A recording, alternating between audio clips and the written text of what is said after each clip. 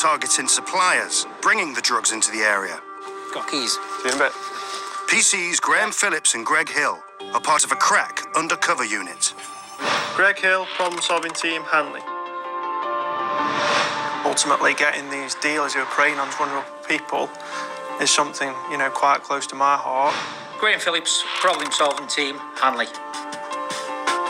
We're not a drugs unit per se, but the majority of the time is taken up through drugs, and they're coming in from all parts of the country. For the past few days, they've been watching a car coming up from Birmingham, which they suspect is doing a drug run. I believe we've got an ARV crew with us. The drug scene is a business, whether they're from Stoke-on-Trent or out of the area.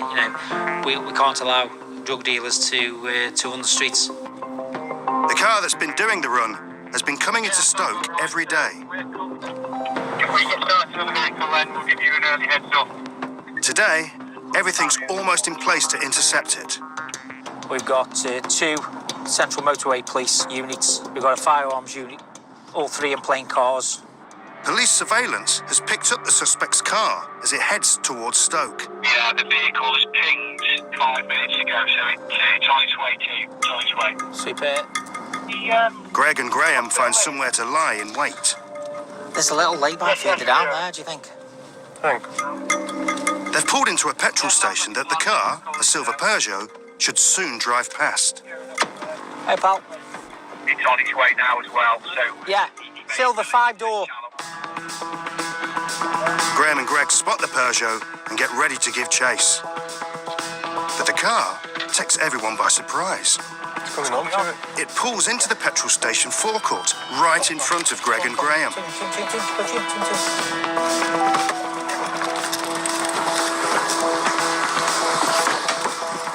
Stay there. You've been detained for the purposes of drug search, okay? There were 2 men in the car. Both are searched for drugs.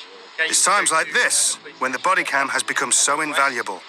What's this camera about in my face? We're actually based that. Body worn camera makes recording everything that's said and done. Have you got anything on you shouldn't have? No. Nothing. Nothing. You got him.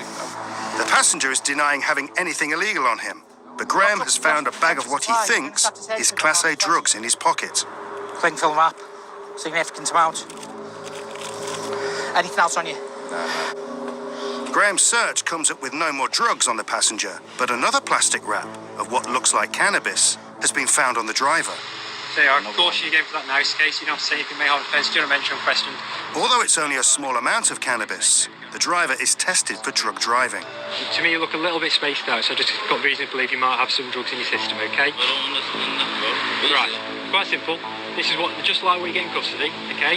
So you open your mouth, and I'm going to scrape down your tongue, and scrape that in the inside of your tongue. You can't do this here, I can, because if you fail, or refuse to do, you'll just be arrested. It'll be arrested for failing to provide, okay?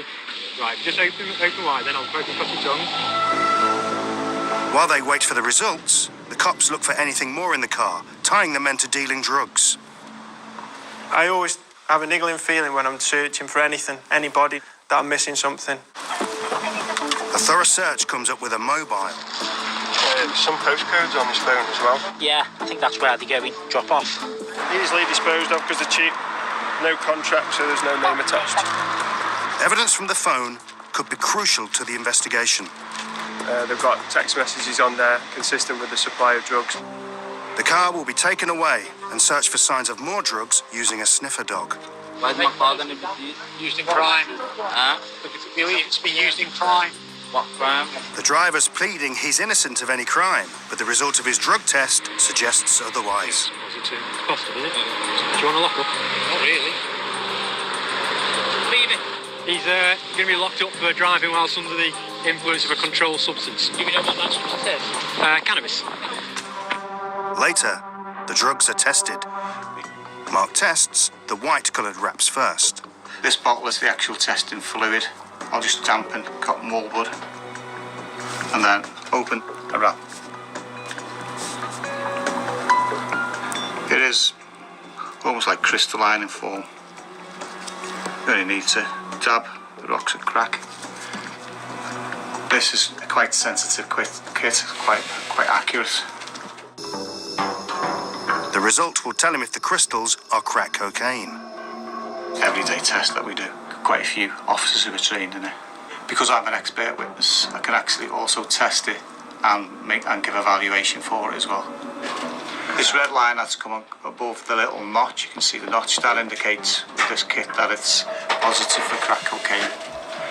These are approximately 0.1 gram, £10 deals of crack cocaine. What I'll do now is I'll test the little wraps, which are in cigarette papers. I won't be surprised to find when I open this that it'll be a brown powder. To Mark's expert eye, this looks like heroin, which needs a different test. What you do is put the heroin in, crack the vial in the middle, shake it, and you probably see how it's even shaking that it goes from an orange to almost like a purple colour. Yeah, and that's indicates it's heroin. And I'm expecting it to be around, yeah, including the wrap, and it's about 1.7, so it's a £10 deal. That's a £10 deal. Mark counts 30 wraps of heroin and 98 of crack cocaine. So you're talking over £1,000 worth of drugs in just a small wrap. It's why it's such a lucrative market. In my opinion, as a drugs expert, this is definitely proof of possession with intent to supply. This isn't personal use. At the end of the day, he's got some questions answered. There's enough evidence to charge the 18-year-old with supplying drugs, but Graham and Greg need to get as much information as they can from both suspects. Kids who we lock up, they've always got some kind of history. It's like a gradual escalation of their involvement in crime. Quite rare that the first time a kid gets locked up, he's got 128 wraps of heroin and crack cocaine in possession. If the gear was in the car, The driver has tested positive for driving under the influence of cannabis. But Greg and Graham need to know if he's involved in dealing the Class A drugs. the ANPR activity, he's coming to Stoke daily. And it just happened, the day he's been caught and stopped, he's got a lad on him who's got 1,300 quid's worth of drugs. That's what he's going to explain away. The driver is the first to go into the interview room with his solicitor present. Okay, this interview's been tape recorded on PC 935 Graham Phillips from Hanley Police Station. What is your name and date of birth? The driver gives them this information, but to every other question, he refuses to answer. What car do you drive? No comment. Is it a silver Peugeot? No comment. How long have you owned it? No comment. Yeah, cheers. Okay, cheers. He executes his right to answer no questions. He answered no comments to all questions we put to him. So he's given no reasonable explanation as to why he's driving somebody to Stoke-on-Trent on a daily basis with £1,300 nearly worth of drugs.